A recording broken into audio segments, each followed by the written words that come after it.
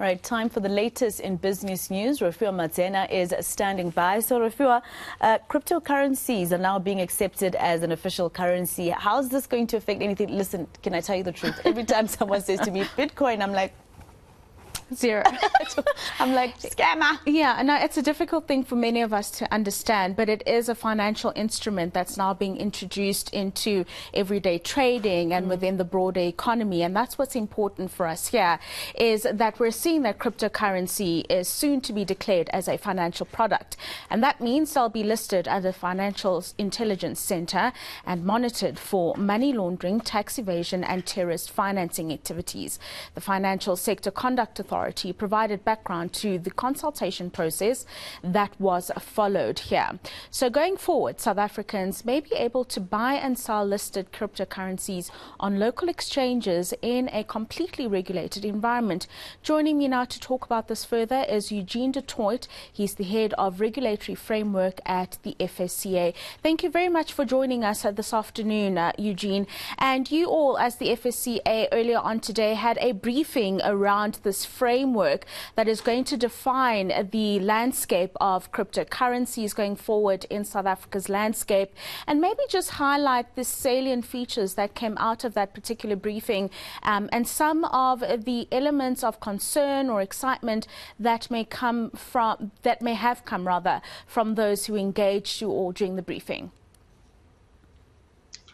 Thanks, and thanks so much for having me. Maybe just a little bit of context first. So this journey started quite a long time ago, and as you know, there's a lot of international attention on how to start regulating crypto assets.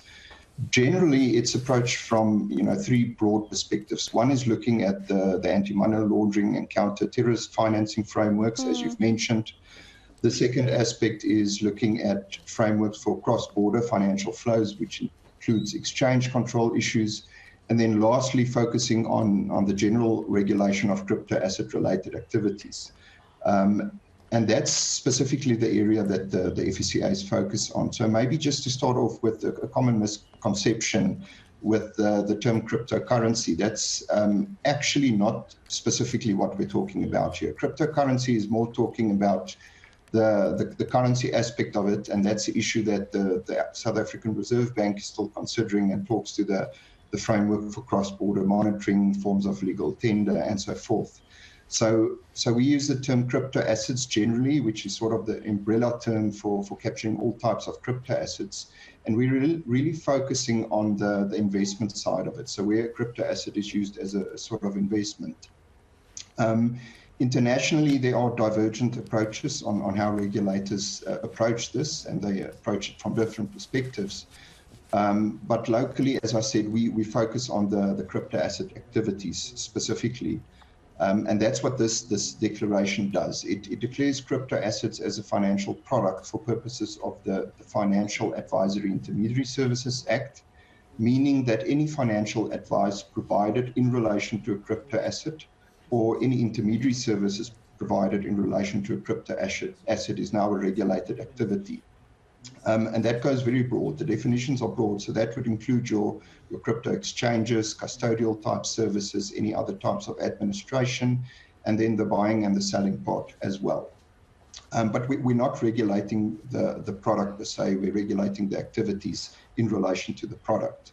So as you say, this now means that you can legally, or in a regulatory environment, advise clients on crypto assets. You can exchange, can trade in a crypto environment, having a license and all of that.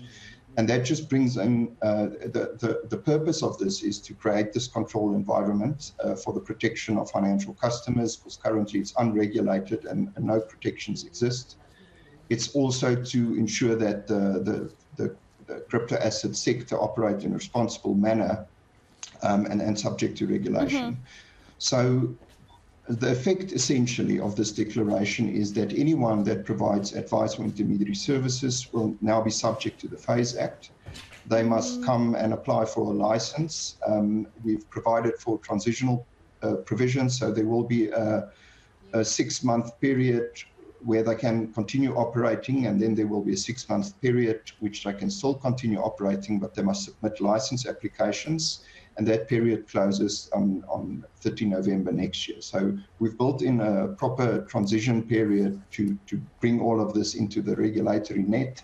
And subsequent to licensing, there will also be a framework that apply, and that focuses on addressing a very broad scope of consumer risks, such as insufficient disclosures. We know that these types of products are risky, it's volatile, so disclosures is critical, appropriate needs analysis, and so forth. So there is a very broad scope of requirements that would then apply to these types of institutions.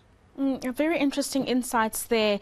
Thank you very much for your time, Eugene Du Toit. He's the head of regulatory framework at the FSCA. I wish we had a little bit more time because we would have discussed issues around that regulatory environment as well as the protection of the consumer and the regulations when it comes to the grey listing that is imminent, possibly for South Africa in February next year, should we not meet those financial regulatory issues that we're supposed to be addressing.